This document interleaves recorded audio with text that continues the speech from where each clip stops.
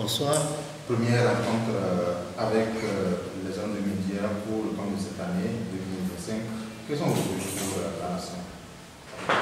D'abord, je vous remercie pour votre disponibilité, pour l'occasion que vous m'offrez pour discuter avec vous. Évidemment, c'est avec un peu de retard.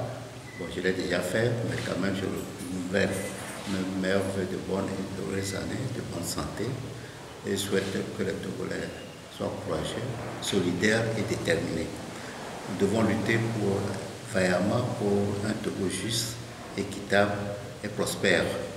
Nous devons continuer à nous battre pour que le Togo, qu'il y ait plus de justice dans ce pays, pour que tout le monde se sente mieux au Togo et qu'il y ait un développement inclusif au Togo pour tout le monde.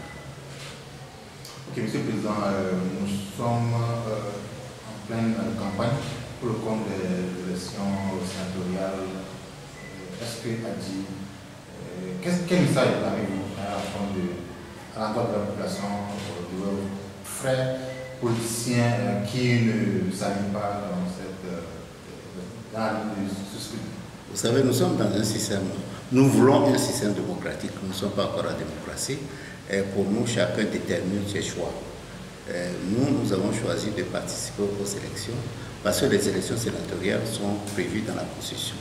Même si nous, compte tenu de la situation du pays, financière, sécuritaire, nous pensons qu'on aurait mis les ressources que l'on va consacrer à la Chambre haute, c'est-à-dire au Sénat, pour améliorer le sort des Togolais, surtout avec la vie chère, et également pour lutter plus efficacement contre le terrorisme. Bon, mais le gouvernement en a décidé autrement, donc je pense qu'il est opportun, qu'il est plus indiqué de participer aux élections, d'utiliser toutes les plateformes pour pouvoir faire passer nos messages. C'est pour ça que nous participons aux élections. Nous allons discuter avec les deux collègues, mais ils pensent que c'est la meilleure stratégie pour eux, c'est de ne pas aller aux élections. Nous regrettons ça beaucoup, dans la mesure où nous ne sommes pas arrivés à avoir un accord sur ça. Mais nous pensons que l'absentéisme, dans certains cas, n'est pas une bonne chose pour l'avancée de la démocratie. Ok. Et alors que certains députés ont refusé de siéger au Parlement, Adji, une année après, qu'est-ce que cette présence a changé complètement? Surtout, vous êtes le chef de file de l'opposition. Qu'est-ce que vous dites? Qu'est-ce qui a impacté? Qu'est-ce qui a changé? Non, disons d'abord que, chef de file de l'opposition ne sera pas encore acté par un décret ou bien un texte du gouvernement bien législatif. Bon, mais c'est un fait que nous siégeons. Nous siégeons avec notre collègue de l'ADMP, Mme Adjamagou Brigitte, parce que nous pensons que le peuple nous a donné un mandat et que ce n'est pas bon de ne pas l'utiliser. Nous pensons également que le peuple a beaucoup souffert. Si vous avez participé, si vous avez suivi la campagne électorale, ça a été très difficile. Ceux qui ont voté pour nous ont été très courageux. Nos militants, les sympathisants ont beaucoup lutté pour nous assurer cette victoire. Ce n'est pas une victoire donnée comme les gens semblent le dire, donc nous pensons qu'il faut siéger. Alors qu'est-ce que ça donne depuis un an? Bon, disons que nous avons une session simplement depuis octobre. Est-ce que ça a changé? Disons que nous avons seulement fait une session budgétaire. Vous avez dû certainement voir dans les médias ce que nous pensons de cette session budgétaire, dans la mesure où le budget est un acte important, c'est l'acte le plus important économique que le gouvernement peut poser. Ça donne des ressources à l'État pour remplir les missions, pour réaliser les actions qui répondent aux préoccupations des populations. Mais nous avons pensé que ça n'a pas été très correct. Le processus suivi pour l'élaboration du budget. Nous en avons parlé. Ce que nous espérons qu'avec notre intervention, l'année prochaine, ce serait beaucoup mieux. Et nous allons continuer, nous allons interpeller le ministère des Finances, nous allons interpeller beaucoup de ministères, suite au budget que nous avons eu. Nous allons interpeller aussi la Cour des comptes, qui n'a pas rendu le rapport sur le projet de loi de règlement qui devrait nous permettre de bien juger de l'exécution du budget antérieur. Tout ça peut participer à l'amélioration du budget, du processus budgétaire et à l'amélioration de la gouvernance économique. C'est un long processus. Les gens étaient habitués depuis plusieurs années à ne pas avoir une opposition réelle dans l'hémicycle. Je crois qu'avec notre présence, ils feront plus attention.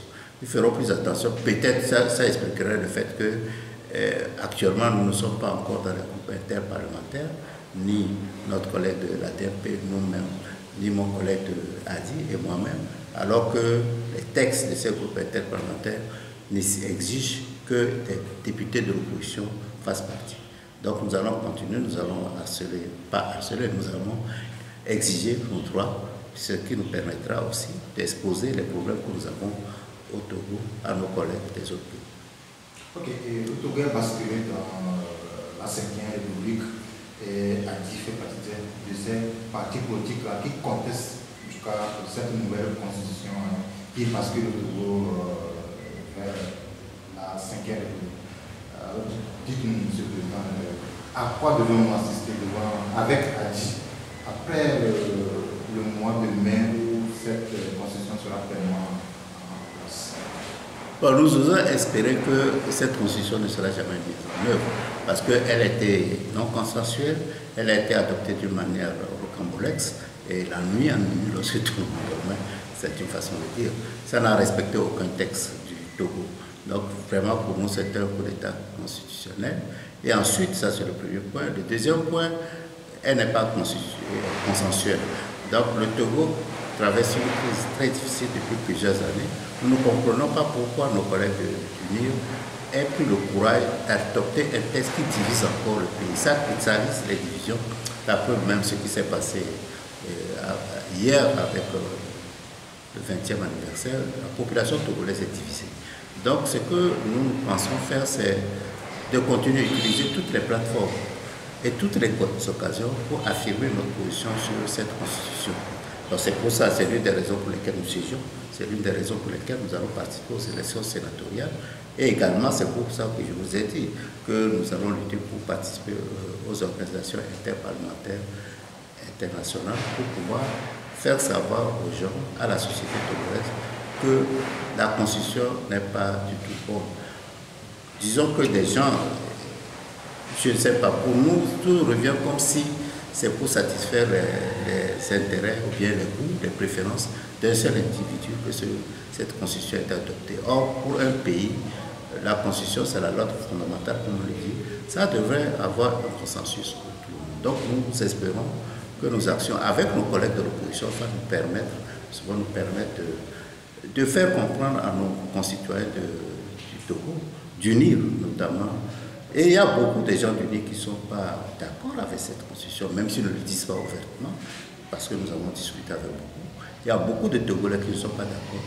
Nous allons essayer de discuter avec eux pour les ramener sur le bon chemin, afin que nous essayons de retrouver un certain consensus dans ce pays. Car nous sommes divisés, cette division n'est pas bonne pour le pays. Ok, vous avez évoqué les élections sénatoriales, et justement, ADI participe avec combien de... Nous avons deux candidats, notamment à Tangioré et à Daï. Paradoxalement, c'est des circonscriptions, des préfectures où nous avons des élus comme députés.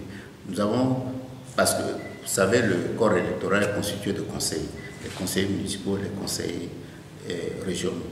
Il se trouve que dans cette préfecture, nous avons suffisamment de conseillers pour pouvoir espérer. À Daï, nous avons plus de conseillers que l'UNIR. Donc, avec un peu d'effort, évidemment, c'est des élections.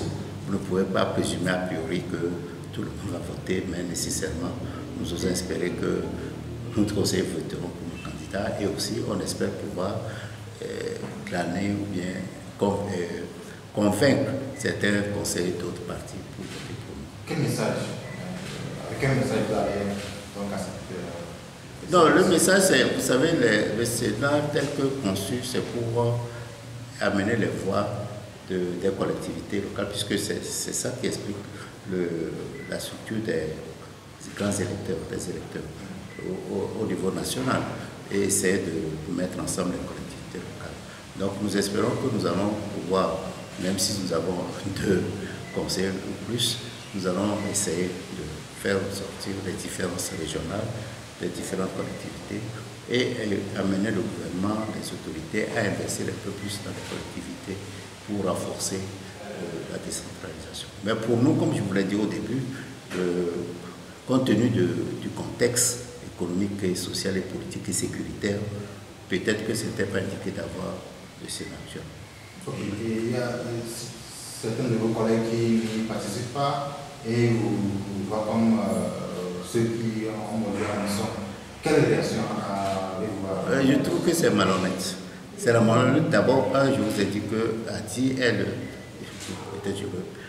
le seul parti d'opposition qui peut gagner des sièges. Un, peut-être, ou bien 2 sièges. Compte tenu du fait que nous n'avons pas énormément beaucoup de conseillers, mais nous avons concentré nos conseillers. Donc ça nous donne des chances. Donc il est possible que certains ne participent pas parce qu'ils n'ont plus de chance de gagner, ce qui serait malhonnête, mais peut-être il y a certains qui ne veulent pas participer parce qu'ils sont convaincus que ce n'est pas une bonne chose. Mais pour nous, ensuite, le Sénat est prévu dans l'ancienne Constitution. Ce n'est pas cette nouvelle Constitution, la Constitution de la 5e République, qui établit le Sénat. Donc c'est quelque chose qui existait depuis longtemps, même je crois que depuis 1992, c'est prévu dans la Constitution, ce n'était pas mis en œuvre. C'est maintenant qu'on veut le mettre en œuvre, mais ça ne veut pas dire qu'il ne faut pas aller parce qu'il y a entre-temps la volonté du gouvernement, du régime de mettre en place une 5e République. Pour nous, c'est très clair, ça n'a rien à voir avec la 5e République. C'est une institution qu'il faut mettre en place et nous disons que nous devons saisir toutes les occasions, toutes les plateformes pour dire ce que nous pensons. Ok, Monsieur le Président, il y a l'actualité politique de ces derniers mois au Togo a divisé beaucoup plus l'opposition. Monsieur le Président, vous êtes le chef de file de l'opposition. Aujourd'hui, quelle relation avez-vous entre vous et le reste des partis de l'opposition? Non, d'abord, si vous avez vu depuis janvier, le 13 janvier, ce n'est pas seulement l'opposition que ça a divisé. Ça a cristallisé les positions entre l'opposition et le régime en place. Ce qui est mauvais, ça montre un pays très divisé, ce qui n'est pas du tout bon pour nous. Parfois, je n'arrive pas à dormir en pensant à tout ça, à toutes les occasions que nous loupons, parce que des gens poursuivent des intérêts individuels, ils s'en fichent de ce qui arrive au pays. Ça, c'est le premier point. Donc, pour nous, il est important que nous essayons de trouver un certain consensus pour tout le pays. Bon, venons-en maintenant à l'opposition. Je vous ai dit que, chef de file, disons que je suis un parti de l'opposition, et comme je ne sais pas si vous le savez, mais depuis longtemps, depuis les années 90, mon conseiller spécial, le docteur Kampati, et moi, nous nous sommes toujours évertués à essayer d'amener l'opposition ensemble. Si vous faites attention, Adia toujours fait partie de toutes les coalitions. Peut-être c'est une bonne chose, peut-être c'est une erreur, mais nous pensons que c'est difficile à un seul parti de pouvoir lutter efficacement contre le parti au pouvoir. Donc ça, c'est le premier point, notre premier constat. Ensuite, comme vous l'avez dit, effectivement, depuis quelque temps, la division de l'opposition devient plus flagrante. Mais malheureusement, j'ai l'impression que nous pinaillons parce que, par exemple, si on prend le problème de la Constitution, qui nous divise, c'est pour ça que certains siègent, certains ne siègent pas, certains veulent aller aux élections sénatoriales, d'autres pas. Parfois, je me demande si ce n'est pas qu'on lutte pour savoir qui est plus contre la Constitution que l'autre. Je trouve ça tellement... Ça me choque et ça me dérange beaucoup. Parce que lorsque vous allez, même si vous sortez, vous demandez à un petit enfant, vous lui expliquer la Constitution. Les gens sont contre la Constitution. Donc pourquoi nous mettre à nous quereller pour savoir qui est plus la Constitution? Les gens disent, bon, touche pas à ma Constitution. D'accord, tout le monde, personne, même les gens du livre sont contre la Constitution. Donc pour nous, nous essayons de voir, de discuter avec nos collègues pour qu'on sache vraiment ce qui nous sépare, ce qui nous différencie. Il faut laisser les contradictions secondaires pour insister sur les contradictions fondamentales et avoir un objectif commun. À partir de là, peut-être que nous pouvons y arriver. Nous avons fait des tours de beaucoup de partis de politiques et d'organisations d'opposition. Nous avons eu recours à des personnes ressources pour pouvoir essayer de rapprocher ou bien d'essayer de régler les petits conflits qu'il y a entre nous, entre les leaders. Et à partir de là, peut-être on va évoluer pour essayer de comprendre, pour fixer un objectif commun, avoir une plateforme commune et un feuille de route pour pouvoir lutter efficacement. C'est ça le travail sur lequel on se penche. Ça va prendre du temps, et ça prend du temps. Certains pensent qu'il faut aller vite, mais moi je dis, il ne faut pas échouer. Cette fois-ci, il ne faut pas échouer parce que la crise est très profonde. Dans la mesure où il ne faut pas échouer, donc il faut prendre du temps pour essayer de convaincre tout le monde que vraiment la situation dans laquelle on est, le contexte est très difficile et il faut faire beaucoup d'efforts et de sacrifices pour y arriver. Ça ne vaut pas la peine qu'on continue. Faire des communiqués individuellement, ça ne sert à rien. Vous voyez la situation dans laquelle on a libéré des...